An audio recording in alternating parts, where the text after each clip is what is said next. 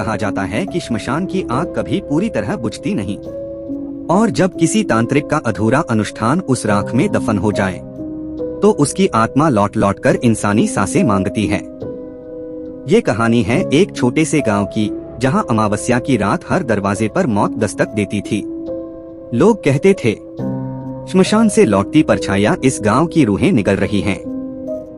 लेकिन एक लड़का आरव सच जानने की जिद कर बैठा, और उस जिद ने उसे ऐसे डर के सामने खड़ा कर दिया जहां सांस लेना भी आखिरी गलती साबित हो सकती थी। उत्तर भारत के एक छोटे से गांव भैरवपुर की रातें हमेशा सन्नाटे में डूबी रहती थीं। दिन के समय यह गांव बिल्कुल साधारण लगता था। बच्चे खेतों में खेलते, औरतें कुएं पर पानी भरतीं और बूढ़े बरगद के पेड़ के नीचे बैठकर ताश खेलते। लेकिन जैसे ही सूरज ढलता, यह गांव डर के साए में डूब जाता। लोग शाम होते ही दरवाजे बंद कर लेते। हर घर में एक ही नियम था, सूरज डूबने के बाद बाहर मत निकलना। गांव के बाहर नदी के किनारे एक पुराना श्मशान था। वहीं से यह डर शुरू होता था। कहते हैं कि इस श्मशान में सालों पहले एक तांत्रिक अपना अनुष्ठान करता था। वो अमरत्व की तलाश में था। आधी रात को चिता की आग बुझने से पहले मंत्र पढ़ता और मुट्ठी भर राख अपने शरीर पर मलता। लेकिन एक रात उसका अनुष्ठान अधूरा रह गया और उसकी मौत हो गई। गांव वालों का मानना था कि उसकी आत्मा आज भी अधूरी इच्छा पूरी करने के लिए श्मशान से बाहर आती है। लोगों का दावा था कि उन्होंने रात में सफेद धुंध में किसी काले साये को चलते देखा है। कई बार सुना जाता कि श्मशान से चीत्कारें उठ रही हैं, जैसे कोई जलती चिता से चीख रहा हो। इस कहानी का नायक है आरव, गांव का 21 वर्षीय लड़का। आरव पढ़ाई लिखाई में अच्छा था, लेकिन गांव की इन दंतकथाओं पर कभी यकीन नहीं करता था। उसे लगता था कि ये सब गांव वालों का अंधविश्वास है। एक रात जब सब लोग जल्दी सो गए थे, आरव ने तय किया कि वह इस डर की जड़ तक जाएगा। उसने अपने दोस्त समीर से कहा, सच और झूठ में फर्क निकालने के लिए किसी को हिम्मत दिखानी होगी। आज रात हम श्मशान तक चलेंगे। समीर डर गया, पागल हो गया है। लोग कहते हैं वहाँ से लौटकर कोई सही सलामत नहीं आया। लेकिन आरव की जिद के आगे समीर मान गया। रात के करीब 12 बजे दोनों ने लालटेन उठाई और गांव के बाहर की पगडंडी पर चल पड़े। ठंडी हवा चल रही थी। कुत्ते भी अजीब तरह से रो रहे थे।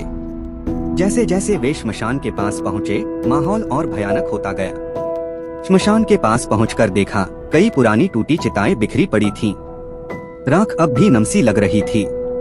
अचानक हवा का झोंका आया और राख हवा में उड़कर उनके चेहरों पर पड़ी।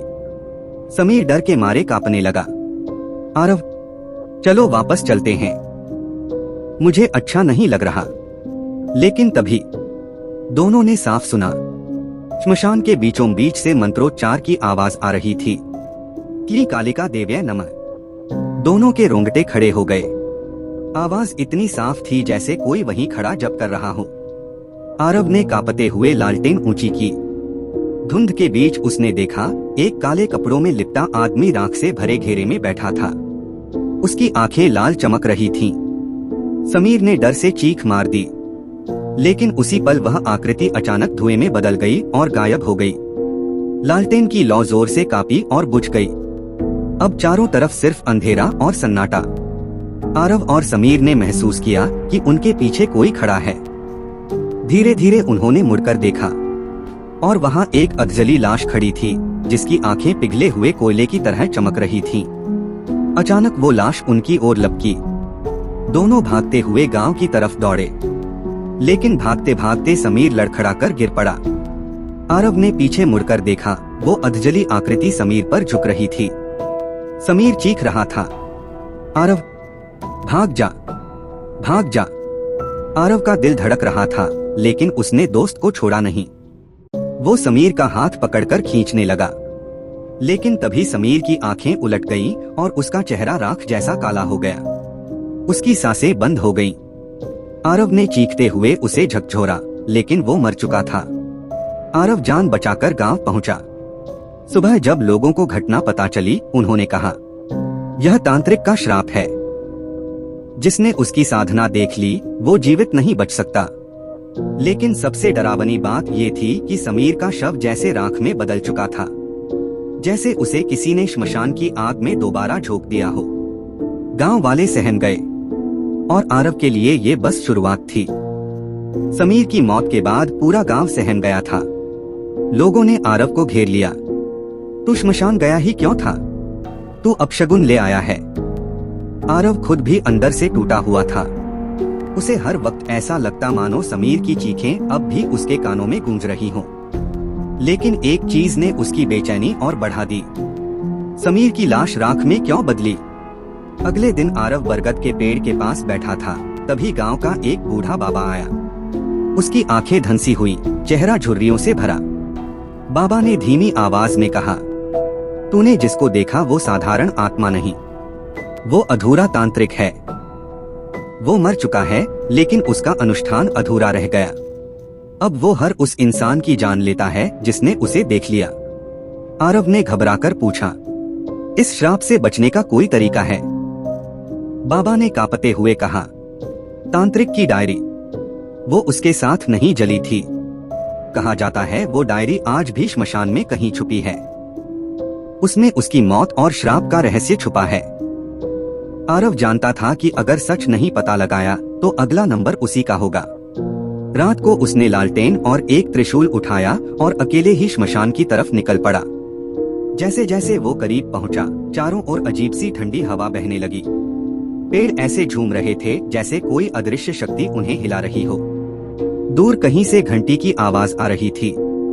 श्मशान में कदम रखते ही उसने देखा, एक कोने में पुरानी टूटी फूटी कब्र जैसी जगह थी। वहीं राख और अस्थियों के ढेर के नीचे एक चमड़े की पुरानी डायरी पड़ी थी। डायरी उठाते ही उसमें से धूल का गुबार निकला। उसने पहला पन्ना खोला। मेरा नाम तंत्रेश्वर है। मैं साधारण तांत्रिक नहीं, मृत्यु को जीतने वाला बनने आया हूँ। लेकिन गांव वालों ने मेरे अनुष्ठान को अपवित्र कर दिया।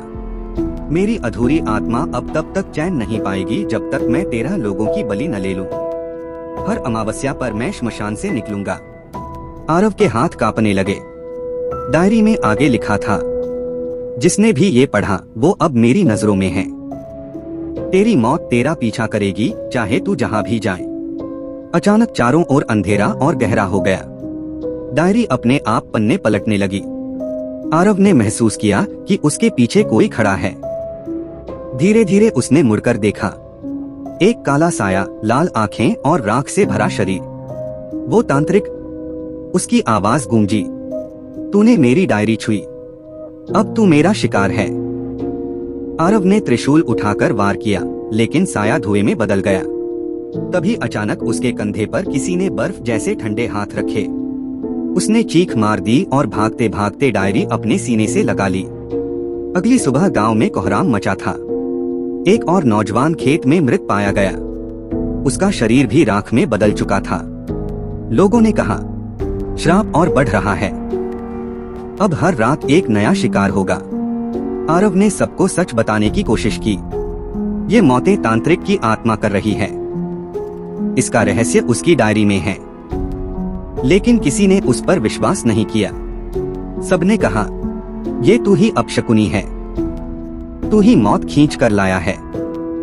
डायरी के आखिरी पन्ने पर लिखा था, 13वां शिकार पूरा होते ही मैं पूर्ण शक्ति पालूंगा।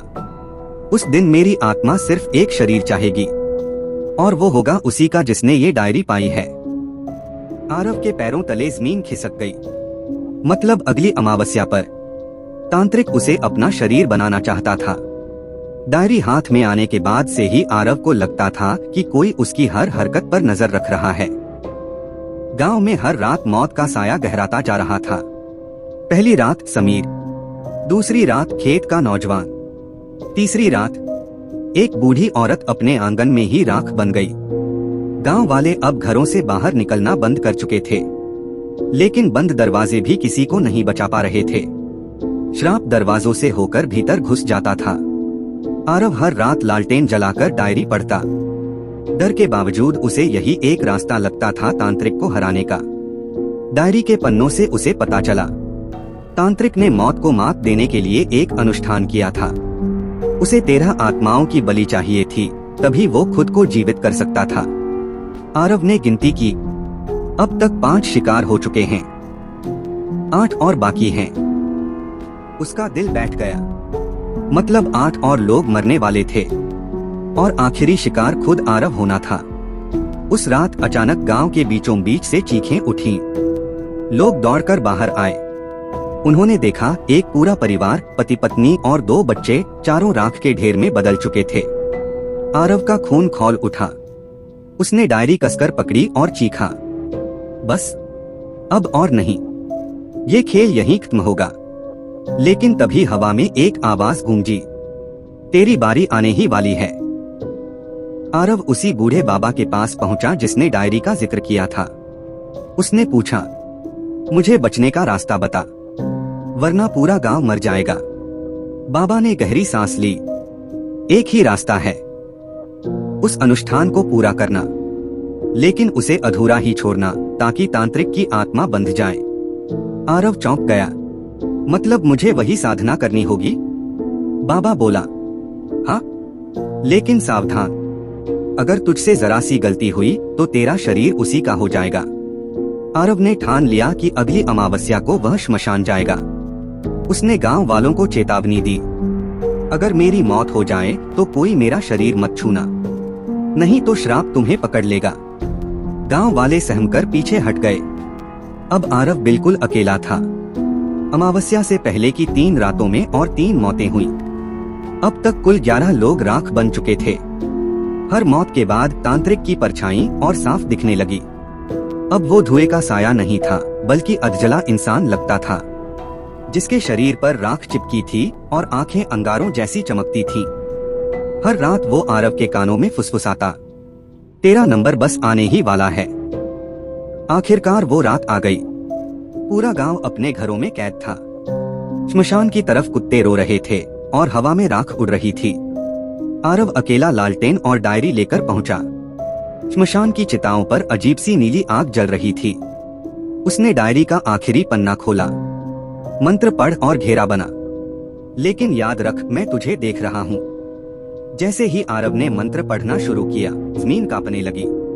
चारों तरफ धुंध छा गई और राख से एक विशाल आकृति उभरी। वो था तांत्रिक, अब अधूरा नहीं बल्कि आधा जीवित।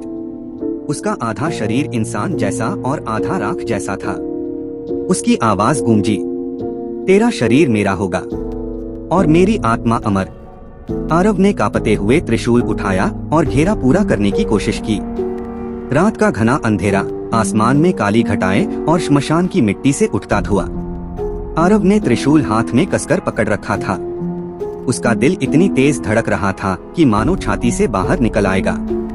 तांत्रिक की भयावह हंसी गूंजी, तू समझता है कि तू मुझे रोक लेगा? तेरे जैसे सैकड़ों मेरे सामने गिरे हैं। तेरी सांसें अब मेरी हैं। आरव ने डायरी खोलकर मंत्र पढ़ना शुरू किया। ह्रीं क्लीं कालिका नमः।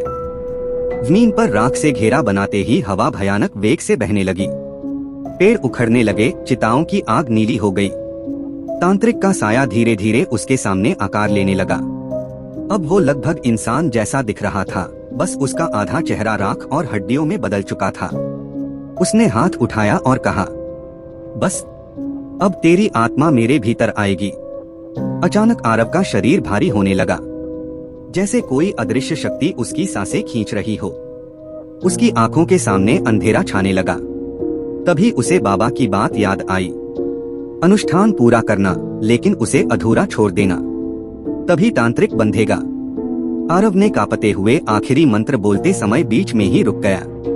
तांत्रिक ने चीख मार दी, नहीं, तूने मेरे मंत्र को तोड़ दिया। घेरा अचानक आग की लपटों में बदल गया।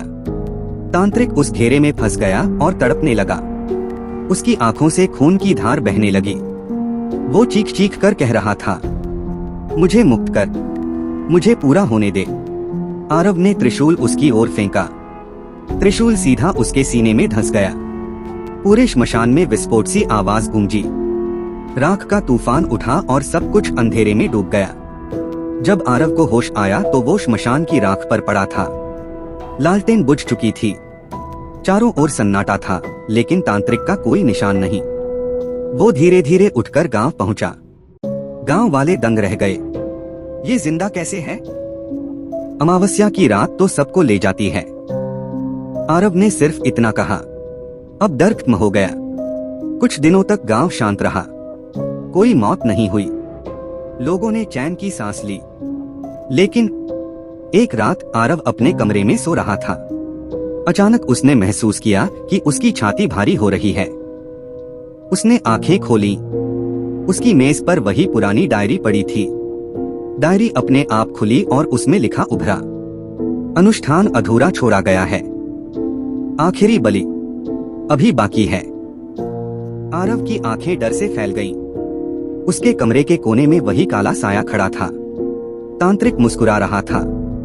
तो दोस्तों, अगर आपको ये कहानी अच्छी लगी तो प्लीज इस वीडियो को लाइक करना न भूले और ऐसी और कहानियाँ सुनने के लिए चैनल को सब्सक्राइब जरूर कर ले।